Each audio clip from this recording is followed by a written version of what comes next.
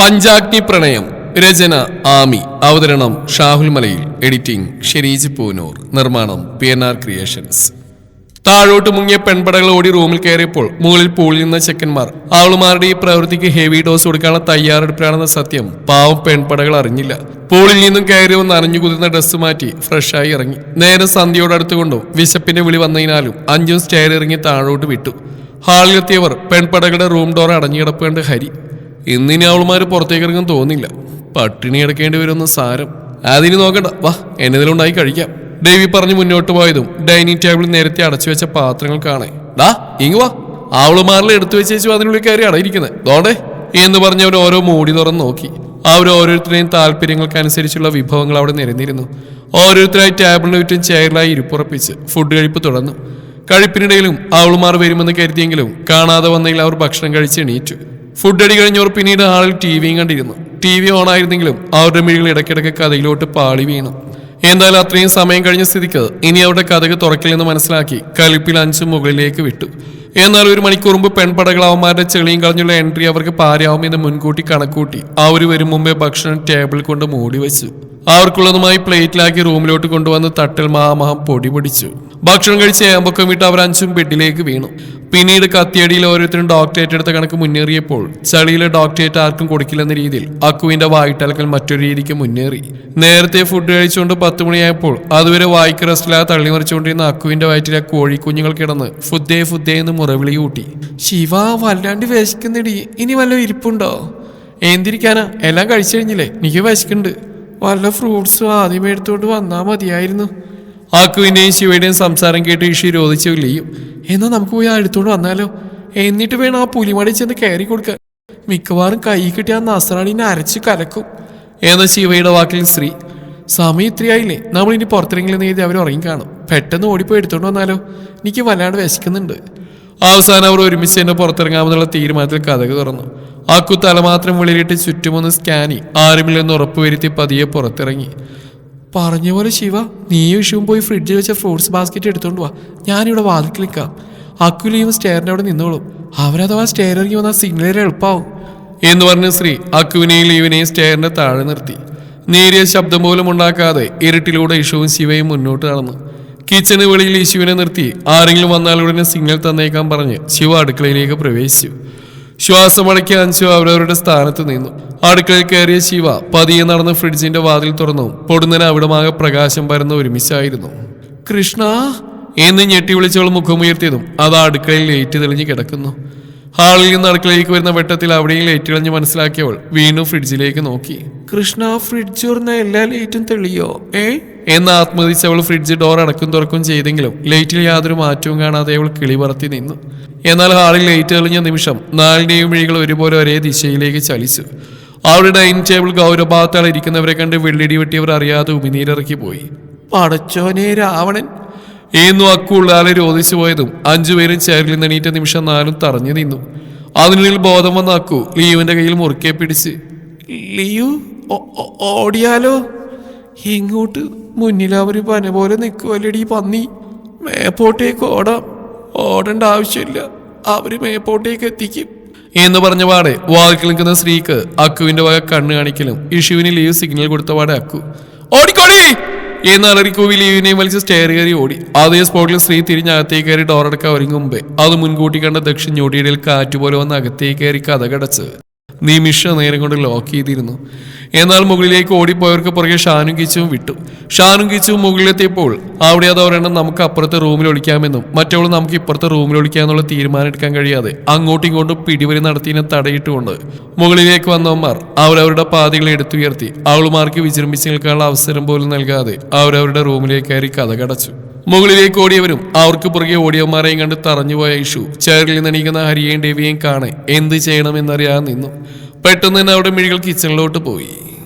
ഉടനെ ശിവയെ വിവരം അറിയിക്കാനായി തയ്യാറെടുക്കുന്നവരുടെ നീക്കം മനസ്സിലാക്കിയ ഡേവി ഹരിയോട് മിഴികളാൽ പറഞ്ഞ അടുത്ത നിമിഷം കാറ്റുപോലെ ഓടിയെടുത്ത ഹരി ഇശുവിന്റെ ഇടുപ്പിലൂടെ ചുറ്റിപ്പിടിച്ച് അവൾ ശിവയോട് വിളിച്ചു പറയും മുമ്പേ തന്റെ കയ്യിൽ അവിടെ വാ പൊതിഞ്ഞു പിടിച്ചു.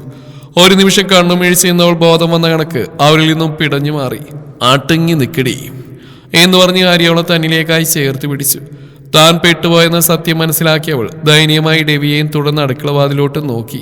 രവി ഇഷു പേടിക്കണ്ട, എന്റെ പെണ്ണിന്റെ കാര്യമില്ലേ, അത് ഞാൻ നോക്കിക്കോളാം, നിങ്ങൾ ചെല്ല് എന്ന് പറഞ്ഞ് ഡേവി കിച്ചണിലോട്ട് വിട്ടു. കുതിരയോളം കിണഞ്ഞു പരിശ്രമിച്ചെങ്കിലും പിടിച്ച പിടിയാല ഹരീഷുവുമായി അടുത്തുള്ള റൂമിലേക്ക് കയറി. എന്നാൽ ഇങ്ങ് അടുക്കളയിൽ അക്കുവിന്റെ ഓടിക്കോടി എന്നുള്ള അലറിവിളി വ്യക്തമാവാതിരുന്ന ശിവയൊന്ന് സംശയിച്ചു. കൃഷ്ണ പെട്ടോ എന്നുള്ളം പറഞ്ഞ നിമിഷം പെട്ടുപോയുള്ള ആഫ്റ്റർ എഫക്റ്റ് മനസ്സിൽ ഉയർന്നു വന്നു. ഫ്രൂട്ട്സും വേണ്ട, ഒരു കോപ്പും വേണ്ടെന്നുള്ള കണക്കിൽ ഫ്രിഡ്ജ് വലിച്ചടച്ചവൾ തിരിഞ്ഞ നിമിഷം അകത്തേക്ക് കടന്നു വന്ന ഡെവിയെ കാണാൻ ഞെട്ടി നിന്നു. കൃഷ്ണ അസുരൻ എന്നവളുടെ ഉള്ള അലറി വിളിച്ചു. അവളുടെ മുമ്പോട്ടുള്ള ഓരോ ചൂടിലും പതറിയവൾ ചെറുതായി പുറകിലേക്ക് ചൂടുവെക്കവേ ഫ്രിഡ്ജിലിടിച്ച് നിന്നു. അവന്റെ ഓരോ ചൂടുവെപ്പിലും ഉള്ളം പതിരെങ്കിലും ഇല്ലാത്ത ധൈര്യം എവിടുന്നൊക്കെയോ സംഭരിച്ചവൾ അവിടെ നിന്നു. ഇമച്ചിമ്മ നോക്കി തന്നിലേക്ക് നടന്നടക്കുന്നവനെ കാണെ അവൾ ഒന്നുകൂടെ ഫ്രിഡ്ജിലേക്ക് ചേർന്ന് നിന്നു. തൊട്ടടുത്തെത്തവേ എന്താ ശബ്ദത്തിൽ പതർച്ച വന്നെങ്കിൽ അത് പുറമേ കാണിക്കാതെയുള്ള അവിടെ നിൽപ്പ് കണ്ട് അവളിലേക്കായി അവൻ കൈ ഉയർത്തി. ഞൊടിയിടയിൽ അവിടെ നിന്ന് മാറിയവൾ അടുത്തുള്ള തിണ്ണയിൽ വെച്ച കറി കോരിയെടുത്ത് കയ്യിലായി പിടിച്ചു. ദേ എന്റെ അടുത്തോട്ട് വന്നാലുണ്ടല്ലോ. വന്നാ കൂസില്ലാത്തവനെ മറു ചോദ്യത്തിൽ വന്നാ കൃഷ്ണനാണെങ്കിൽ ഞാൻ എറിയും എന്ന് പറഞ്ഞത് വീണ്ടും കറി കോരി കയ്യിലെടുത്ത് പിടിച്ചു. ഇത്രയും ചെയ്തു വെച്ചിട്ട് വീണ്ടും എനിക്കിട്ട് താങ്ങുവാ നീ? അതിന് ഞാൻ എന്ത് ചെയ്തു? പിന്നെ നേരത്തെ ചളിയാൻ വേണ്ടി നിന്റെ അമ്മൂമ്മയാണോന്നല്ലേ? അവർക്ക് അതല്ല പണി. അല്ല അല്ലേ, അമ്മൂമ്മയില്ലാതിന്റെ അമ്മൂമ്മനെ തന്നെ പറയണം അങ്ങേർക്ക് എന്ന ആത്മേടിക്കവേ അവന്റെ ചെറഞ്ഞു നോട്ടം കണ്ട്. എന്താ നീ എന്നാടേ ഇന്ന് പൂളിൽ വെച്ച് കാണിച്ചേ എന്ന് ചോദിച്ചു. കാണിച്ചല്ലോ ഞാൻ, നിങ്ങൾ നോക്കി എന്ന് പറഞ്ഞ് കഴുത്തിലായി കൈവച്ച് പറഞ്ഞവൾ പെട്ടെന്ന് സ്റ്റെക്കായി നിന്നു. കൃഷ്ണ എന്ത് കൊനിഷ്ട ഞാൻ വിളിച്ചു പറഞ്ഞ് എന്ന് ആത്മീച്ച ഞെട്ടിലോടെ മീകൾ ഉയർത്തിയവൾ അവന് നോട്ടം കണ്ട് ഉമിനീരിറക്കി നിന്നു. അത് കൊച്ചു പറഞ്ഞ നേരാ, ഞാൻ നോക്കിയതാ, പക്ഷെ നിന്റെ മറ്റൊരു പ്രവൃത്തി അത് കുറച്ച് കടന്നുപോയില്ലേ എന്ന് പറഞ്ഞ് മുന്നോട്ട് വന്നു. കയ്യിലെ കറിക്കോരി ഒന്നുകൂടെ അവന്റെ മുന്നിലേക്കായി നീട്ടിപ്പിടിച്ചുകൊണ്ട് ദേ അവിടെ നിന്നോട് പറഞ്ഞാൽ മതി, അടുത്തോണ്ട് വന്നേക്കരുത്. പിന്നെ നിങ്ങൾ ചെയ്തിട്ടുണ്ടെങ്കിൽ കണക്കായി പോയി. നിങ്ങൾക്ക് നാളെയില്ലല്ലോ മനുഷ്യ, പാവം പിടിച്ചൊരു പെങ്കൊച്ചിനെ കൊണ്ട് തുറസായ സ്ഥലത്ത് വെച്ച് കുളിപ്പിച്ചേരാൻ പറയാൻ. ശിവ ശിവ ശിവ കലി കാലം. ഡേ ഗോപേ, അതെന്നാടി നീ എൻ്റെ പെണ്ണ, മൈ വൈഫ്. നീ ഒന്ന് വെള്ളം കമിഴ്ത്ത് നേരിട്ട് ആകാശടിഞ്ഞ് വീഴാണെങ്കിൽ ഞാൻ ക്ഷമിച്ചു. ക്ഷമിച്ചല്ലോ, അപ്പൊ ഇതൂടെ അങ്ങ് ക്ഷമിച്ചേക്ക്. ഭാര്യയാണ് നിങ്ങൾ പറഞ്ഞില്ലേ, അതുകൊണ്ട് ഞാനും തൊട്ടെന്നൊക്കെ ഇരിക്കും. എന്റെ കൃഷ്ണാവൊന്ന് തൊട്ടതിന് പ്രതികാരം ചെയ്യാൻ വന്നേക്കുവാണ് ഇങ്ങേര്. ഇത്രയും ചീപ്പായിരുന്നു ആർട്ടിസ്റ്റ് ബേബി, അല്ല ഡേവിഡ്. ഡേ പുല്ലേ, വേണ്ട വേണ്ടെന്ന് കരുതുമ്പോ നീ തൊട്ടാ എനിക്കല്ല നിനക്കെന്നെ കേട്. നിനക്കറിയില്ല നിന്റെ ഈ സ്പർശനയിലുണ്ടാക്കുന്ന അവസ്ഥ. അത് നീ എന്റെ സ്വന്തമായിരിക്കേ, നിന്നെ ഞാൻ പ്രണയിക്കുന്നതായിരിക്കേ. കൃഷ്ണ ഇങ്ങേർക്ക് എന്നെ ഇഷ്ടാണ് എന്നേലി പുന്നലി കണ്ട കണക്ക് അവനെ നോക്കിയതും മുടി പുറകിലേക്ക് വാഞ്ഞു മാറ്റി ശ്വാസം വലിച്ചു വിട്ട്. നിന്റെ ഈ നോട്ടമുണ്ടല്ലോ, അതുപോലെ എന്റെ ശരീരത്തിൽ താപം കൂട്ടുവാ എന്ന് വല്ലാത്ത ഭാഗത്തിൽ പറഞ്ഞവനെ ശിവൻ ഞെട്ടിലോടെ നോക്കി. കൃഷ്ണ പണി പാളി എന്ന് ആത്മയടിച്ച് അവൻ അതിൽ നിന്ന് പുറത്തുകൊണ്ടുവരാനായി. ചൂടാണെങ്കിൽ കുറച്ച് തണുത്ത വെള്ളം എടുത്ത് തലയിൽ കമിഴ്ത്തണം മിസ്റ്റർ, കുറഞ്ഞോളൂ അലസമായി പറഞ്ഞവൾ മുഖം കൂട്ടി തിരിഞ്ഞ നിമിഷം വിറഞ്ഞു കയറിയ ഡേവി മുന്നോട്ടെടുത്ത് അവളുടെ കൈകളായി പിടിച്ച് തന്നിലേക്കായി വലിച്ചേർത്ത് കയ്യിലെ കോരിയെടുത്ത് സിങ്കിലേക്കായി എറിഞ്ഞ പാടെ അവളെ തന്നോട് ചേർത്ത് പിടിച്ചു. ഇതെല്ലാം സെക്കൻഡുകൾക്കുള്ളിൽ നടന്നുകൊണ്ട് ശിവയ്ക്കൊന്ന് ജാഗ്രത പാലിക്കാൻ പോലും കഴിഞ്ഞില്ലെന്ന് മാത്രമല്ല കൊച്ച് കണ്ണും തള്ളി നിന്നുപോയി. എന്നതാണ് നീ പറഞ്ഞ്? തണുത്ത വെള്ളമല്ലേ, ആദ്യം അത് കൊച്ചൊന്ന് പരീക്ഷിച്ചറിയേ എന്ന് പറഞ്ഞ പാടെ മറുകയ്യാൽ അവൻ ഫ്രിഡ്ജ് തുറന്ന് അതിൽ നിന്നൊരു ബോട്ടിലെടുത്ത് വാഗുകൊണ്ട് അടപ്പ് തുറന്ന് അതിലെ വെള്ളം മുഴുവൻ ശിവയുടെ തലയിലൂടെ കമിഴ്ത്തി. ആ എന്നലറിയവൾ അവന്റെ പിടിയിൽ കിടന്ന് കുതറി. മുഖത്തൂടെ ഒഴുകിയിറങ്ങിയ വെള്ളത്തിന് തണുപ്പ് സഹിക്കവയ്യാതെ മുഖം ഇരുവശത്തേക്കുമായി ചലിപ്പിച്ചു. വെള്ളമൊന്നാകെ അവളുടെ ഡ്രസ്സ് നനച്ചുകൊണ്ട് മാറിലേക്കായി ഒഴുകി ഒളിച്ചു. അവയുടെ തണുപ്പ് ശരീരം മുഴുവൻ വ്യാപിക്കുന്ന രീതിയിൽ വിറച്ചുപോയി ശിവ മിഴികൾ ഇറുകെ അടച്ചു. എന്നോട് കളിക്കുമ്പോൾ സൂക്ഷിച്ച് നിന്നേക്കണം, വെറുതെ വായിട്ടലച്ചോരൊന്ന് മേടിച്ചു കൂട്ടരുത് കേട്ടോടി അഹങ്കാരി. ഡേവിയുടെ ശബ്ദം കേൾക്കെ മിഴികൾ തുറന്നവൾ അവനെ ചെറഞ്ഞു നോക്കി പല്ലുകടിച്ചു. ഒരു നിമിഷം കൂടിയ തണുപ്പിന്റെ ഫലമായി പല്ലുകടിച്ച് നിൽക്കുന്നവളുടെ അധരം വിറകൊണ്ടു. നോക്കി പേടിപ്പിക്കുന്നോടി അഹങ്കാരി. ആ നോക്കി പേടിപ്പിക്കും, അതിന് തനിക്കെന്താ? നീ വീടുന്നുണ്ടോ? വീട്ടു അസുര, നീ തണുക്കുവാ എന്ന് പറഞ്ഞവരിൽ നിന്ന് പിടഞ്ഞു മാറിയവൾ മുഖത്ത് പടർന്ന വെള്ളം കയ്യാൽ വടിച്ചുകൊണ്ട്. അസുരൻ കാലൻ മനസ്സിൽ പല്ലുകടിച്ച് പ്രാഗി മുന്നോട്ട് കലിപ്പിൽ നോക്കിയതും അവന്റെ മിഴി ചിമ്മാതെയുള്ള നോട്ടത്തിൽ പുരികം ചുളിഞ്ഞു. എന്താണ് അസുര, നോക്കി ദഹിപ്പിക്കോ? ദഹിപ്പിക്കല പെണ്ണേ, നിന്റെ ഈ രൂപം അതെന്നെ ദാഹിപ്പിക്കുക എന്ന് കേൾക്കെ. രൂപമോ എന്ന് തിങ്കി അവൾ സ്വയം ഒന്ന് നോക്കിയതും പകച്ചുപോയി. വെള്ളം വീണ് നനഞ്ഞു കുതിർന്ന ഷോൾ അവളുടെ മാറിടത്തെ ഒന്നാകെ എടുത്തു കാണിക്കുന്ന രീതിയിൽ ശരീരത്തിൽ പറ്റിച്ചേർന്നിരുന്നു. You are so hot Shiva എന്ന് പറഞ്ഞതും ഞെട്ടിലോടെ മുഖമുയർത്തിയവളെ കയ്യിലായി പിടിച്ചു വലിച്ച് തന്നോട് ചേർന്ന് വന്നവളെ അരയിലൂടെ ചുറ്റിപ്പിടിച്ചവൻ ചുമരോട് ചേർത്ത് അവളിലേക്കായി ചേർന്ന് നിന്നു. അവന്റെ നീക്കത്തിൽ പകച്ചുപോയ ശിവയുടെ പകപ്പ് മാറും മുമ്പേ ഡേവിയുടെ മുഖം ശിവയുടെ കഴുത്തിലേക്കായി ചേർന്നു. ആളിൽ നിന്നും വമിക്കുന്ന ഗന്ധത്തിൽ പോലും താൻ പിടിവിട്ടു പോകുമെന്ന സ്ഥിതി നിൽക്കെ ഡേവിയുടെ അധരം അവരുടെ കഴുത്തിലൂടെ ഒഴുകിയിറങ്ങിയ വെള്ളത്തുള്ളികളിലേക്കായി ചേർന്നു.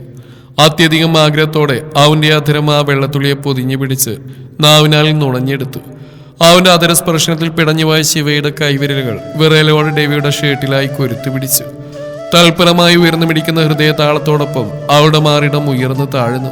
ഡേവിയുടെ ഉറച്ച ശരീരത്തിൽ അവയുടെ ഉയർച്ച താഴ്ചകളാൽ സ്പർശനമേൽക്കെ അടുത്ത നിമിഷം ഡേവിയുടെ ഇരുകൈകൾ ശിവയെ ഒന്നാകെ പുണർന്നുകൊണ്ട് തന്നെ നെഞ്ചിലേക്കായി ചേർത്തമർത്തി.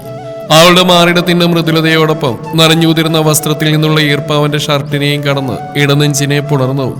ഉള്ളാകെ വിറയൽ കടന്നുപോയ ഡേവിയുടെ കരങ്ങൾ ശിവയുടെ പുറത്തുനിന്നും മരിച്ചിറങ്ങി ഇടുപ്പിലായി പിടിച്ചു. അവന്റെ ഓരോ സ്പർശനത്തിലും പിടഞ്ഞുപോയ ശിവയുടെ അതിരത്തിൽ നിന്നും എന്ന് കിതപ്പോടെ ഊർന്നു വീണു. ആ ഒരൊറ്റ വാക്കിൽ അവന്റെ ഹൃദയം ഉയർന്നു മിടിച്ചു. അതിന്റെ വേഗതക്കനുസരിച്ച് അവന്റെ അധരം ശിവയുടെ കഴുത്തിലൂടെ തെന്നി നീങ്ങി. ഒരു വേള അവിടെ ഉയർന്നു താഴുന്ന മൃദുലതയെ തന്റെ കൈവിരലിനാൽ തൊട്ടറിയാനുള്ള ആഗ്രഹ തീവ്രത അവനുള്ളിൽ നുരഞ്ഞു പൊങ്ങി. അതിന്റെ ഫലമായി ഇടുപ്പിൽ നിന്ന് അവന്റെ കൈ അവളുടെ മാറിടത്തിലേക്ക് ചലിച്ചു. തൊണ്ടക്കുഴിയിൽ അമർത്തിമുത്തി അവന്റെ കൈ മാറിടത്തിലേക്ക് ചേരും മുമ്പേ പിടച്ചിലോടെ ശിവയുടെ കൈ അവന്റെ കയ്യിൽ പിടുത്തമിട്ടിരുന്നു. വേണ്ട എന്ന് കിതപ്പോടെ പറയുന്നവളെ ഒരു നിമിഷം നോക്കിയെന്നവൻ മിഴികൾ ഇറുക്കി അടച്ച് അവളിൽ നിന്നും പിന്തിരിഞ്ഞു നിന്നു. അവൾ തടഞ്ഞില്ലായിരുന്നെങ്കിൽ ഞാൻ ചിലപ്പോൾ ചെയ്തു കൂട്ടുന്ന പ്രവൃത്തി. ഇത്രയും മനസ്സ് കൈവിട്ടുപോയ കർത്താവേ, ദേഷ്യത്തിൽ ഓരോന്ന് ചെയ്ത് കൈവിട്ടുപോയി. അവളൊരു സമ്മതം പോലും ചോദിച്ചില്ല എന്നെല്ലാം സ്വയം മനസ്സിൽ പറഞ്ഞവൻ വിരലിനാൽ നെറ്റിൽ തിരുമ്മിക്കൊണ്ടിരുന്നു. അപ്പോൾ അവന്റെ പ്രവൃത്തിയിൽ ഉയർന്ന ഹൃദയ താളത്തെ കൂട്ടുപിടിച്ച് ശിവ ചുമരോട് ചേർന്ന് നിന്നു. അവന്റെ പ്രണയം തന്നോട് പറയാതെ പറഞ്ഞ സ്ഥിതിക്ക് ഈ ഒരു പ്രവൃത്തി ശിവയിൽ നാണത്തിനപ്പുറത്തേക്ക് ദേഷ്യമെന്നൊരു വികാരവും കൊണ്ട് എത്തിച്ചില്ല. താൻ പ്രണയിക്കുന്നവനും തന്നെ പ്രണയിക്കുന്നുണ്ടെന്ന ചെറിയ സൂചന പോലും അവളിൽ അവന്റെ പ്രവൃത്തികൾ തെറ്റായി തോന്നിയില്ല. പക്ഷെ അവനിൽ നിന്നും അതിരികടക്കാൻ പോയ പ്രവൃത്തി ഉൾക്കൊള്ളാൻ ഇനിയും സമയം വേണ്ടിവരുമെന്നുള്ളതുകൊണ്ട് മാത്രമായിരുന്നു അവന്റെ കൈകളെ തടഞ്ഞു നിർത്തിയത്. ഇനി അവന്റെ സാമീപ്യവും പ്രവർത്തനവും തന്റെ ഹൃദയത്തെ കൂടുതൽ മിടിച്ച് ശ്വാസം വിലങ്ങുമെന്ന അവസ്ഥയിൽ ഡേവിയെ തടയുകയല്ലാതെ മറ്റൊരു മാർഗവും ഇല്ലായിരുന്നു. ഓരോന്നാലോചിച്ച് കിതപ്പോടെ ശിവ ചുമരോട് ചേർന്ന് നിന്നു. നെറ്റിയിൽ വിരലിനാൽ ഒഴിഞ്ഞുകൊണ്ട് തന്നിൽ കുതിച്ചുയരുന്ന താപത്തെ അടക്കുവാനെന്നോണം ഡേവി പെട്ടെന്ന് ഫ്രിഡ്ജ് തുറന്ന് ഒരു ബോട്ടിൽ വെള്ളമെടുത്ത് വായിലേക്ക് അമിഴ്ത്തി. ശ്വാസം വലിച്ചുവിട്ട് അവൻ ശിവയിലേക്ക് പിന്തിരിഞ്ഞു. ആ നിമിഷം തന്നെ ശിവ അവനിലേക്കായി മിഴികൾ ഉയർത്തിയതും രണ്ടുപേരുടെയും മിഴികളിടഞ്ഞ നിമിഷം ശിവ പിടച്ചിലോട് അവനിൽ നിന്ന് മുഖം തിരിച്ച് അടുക്കളയിൽ നിന്ന് ഇറങ്ങി ഓടാനൊരുങ്ങി. എന്നാൽ എന്തോ ഒരു ഉൾപ്രേരണയിൽ ഡേവി അവളുടെ കയ്യിലായി പിടിച്ച് യഥാസ്ഥാനത്തേക്ക് നിർത്തി. വീണ്ടും അവനിൽ നിന്ന് ഇങ്ങനെ ഒരു പ്രവൃത്തി പ്രതീക്ഷിക്കാതിരുന്ന ശിവയുടെ മിഴികൾ മിഴിഞ്ഞുപോയി. അപ്പോൾ മാത്രമാണ് താൻ വീണ്ടും എന്താണ് ചെയ്യാൻ പോയതെന്ന കാര്യം ഡേവിക്ക് മനസ്സിലായത്. തനിക്ക് നേരെയുള്ള അവളുടെ ദയനീയമായ നോട്ടത്തിൽ അവളിൽ നിന്ന് അവന്റെ വിരലുകൾ ഊർന്ന് വീണ്ടും ആ വിരലുകൾ അവന്റെ തന്നെ നെറ്റിത്തടത്തിലേക്ക് ചേർന്നു. അത് പിന്നെ വാക്കുകൾ മുറിഞ്ഞു പോയതും ശിവയുടെ ചുണ്ടിൽ ചെറുതായി വിടുന്ന പുഞ്ചിരിയിൽ വിറയിൽ കടന്നു വന്ന അവന്റെ വാക്കുകൾക്ക് ദൃഢതയേറി. ഞാൻ പറയാമെന്ന് ഇപ്പോഴേ ഓടിപ്പോന്നോ കൊള്ളാം, പക്ഷെ അതിന്റെ അവസാനം ചെന്ന് എത്തേണ്ടത് നമ്മുടെ റൂമിലായിരിക്കണം. ഇനി ഇതെന്നെ കൊണ്ട് ആവർത്തിക്കാനും ചെയ്തിരുത്തിയിൽ നിന്ന് വീണ്ടും തുടങ്ങാനും പ്രേരിപ്പിക്കരുത്. ഇനി വെച്ച് പോക്കോ എന്ന് പറഞ്ഞ കേൾക്കെ ആൾ വേഗത്തിൽ പിന്തിരിഞ്ഞ് അടുക്കളയിൽ നിന്ന് ഇറങ്ങി. ഒന്ന് നിന്നേ. അവന്റെ ഉള്ളിൽ തിരിഞ്ഞവൾ ഇനി എന്ന രീതിയിൽ ദയനീയമായി നോക്കിയതും. നേരെ ചെന്ന് നിങ്ങളുടെ റൂമിലോട്ട് കയറി കൊടുക്കണ്ട, അവിടെ ദക്ഷുണ്ട്. പൊന്നുമോൾ നേരെ നമ്മുടെ റൂമിലോട്ട് വെക്കോ. പിന്നെ ഈ നനഞ്ഞ ഡ്രസ്സൊക്കെ ഒന്ന് മാറ്റിയേക്ക്. വേണ്ടെന്താന്ന് വെച്ചാൽ ഷെൽഫിലുണ്ടാവും. എനിക്ക് കൊച്ചു വെക്കോ, ഈ ജാനങ്ങ് വന്നേക്കാം എന്ന് പറഞ്ഞിരുത്തിയതും ഇനിയൊരു വാക്കുകൾക്കും കാതോർക്കാതെ വാണം വിട്ട പോലെ ശിവ സ്റ്റെയർ കയറി മുകളിലേക്ക് ഓടി. ഡേവിയുടെ റൂമിലേക്ക് കയറി കഥ കടച്ച് ഷെൽഫ് തുറന്ന് മിഴികളാൽ ഓട്ടപ്രദർശനം നടത്തി ഒരു ഭാഗത്തായി അടുക്കി വെച്ചിൽ നിന്നൊരു ചുരിദാർ എടുത്ത് വേഗത്തിൽ വാഷ്റൂമിലേക്ക് കയറി ഡ്രസ്സ് മാറ്റി ഇറങ്ങി. ബാത്റൂമിൽ നിന്നിറങ്ങിയതും കഥകിന്റെ ഹാൻഡിൽ തിരിയുന്ന കണ്ട ശിവ ഇനിയൊരു അംഗത്തിനുള്ള ബാല്യം തനിക്കില്ലെന്ന് സ്വയം മനസ്സിലാക്കി അവനകത്ത് കയറും മുമ്പേ ബെഡിലേക്കായി ചാടിക്കിടന്ന് തലവഴി പുതപ്പ് മൂടി. എന്നാൽ ഇങ്ങ് താഴെയുള്ള റൂമിലേക്ക് ഇടിച്ചു കയറി ലോക്ക് ചെയ്ത ദക്ഷ് വിറയലോട് ഉടുത്തിരുന്ന ഡ്രസ്സിൽ വിരലിനാൽ തുരുത്തി പിടിച്ച് നിൽക്കുന്ന സ്ത്രീയിലേക്ക് ചൂടുവെച്ചു. തന്നിലേക്കുള്ള അവന്റെ ഓരോ ചൂടുവെപ്പും സ്ത്രീയുടെ ഉള്ളാകെ പെരുമ്പറ തീർത്തു.